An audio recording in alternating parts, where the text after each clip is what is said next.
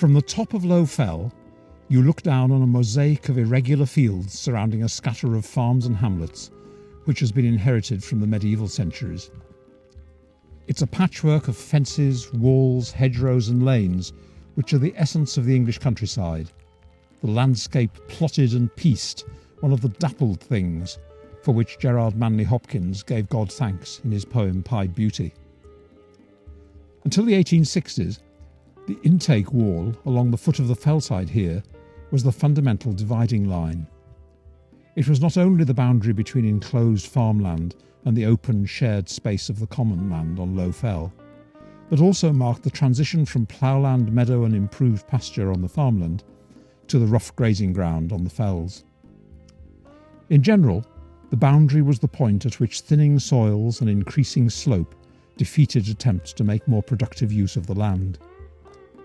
The highest fields on the lower slopes of the fells were probably enclosed during late medieval times, pushing the limits of enclosure up the lower fellsides in the 15th century. In the language of estate accounts, they were improvements, taken in from the edges of the common and tacked onto existing fields. In the vernacular, they were intakes or intacks, a name by which some of them were still known in the 19th century. These intakes were the outer final ripples of medieval colonisation, the bulk of which took place earlier, in the centuries before the Black Death.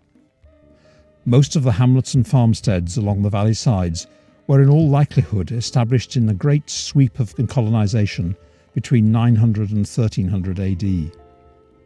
The fields surrounding them are small enclosures with curving hedges or dry stone walls.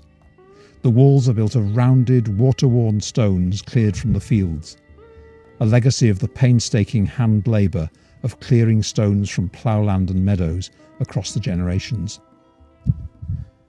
The landscape of fields has evolved over many centuries. The lines of field boundaries, if not the hedges and walls themselves, were probably laid out in medieval times.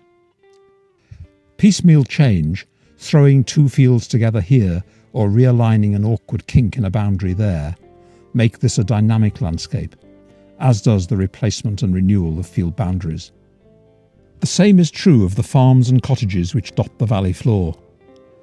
Passing through Loweswater in 1799, Samuel Taylor Coleridge described it as a sweet country, Somersetshire hills and many a neat scattered house with trees around, of the statesman. Today, the houses, only a few of them working farms, the majority now private homes on former farmsteads, still lie spread out across the farmland.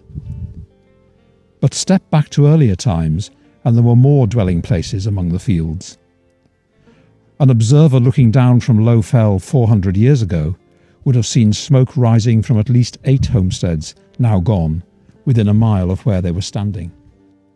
Bargate, across the valley where the lane from the church opened onto the fell.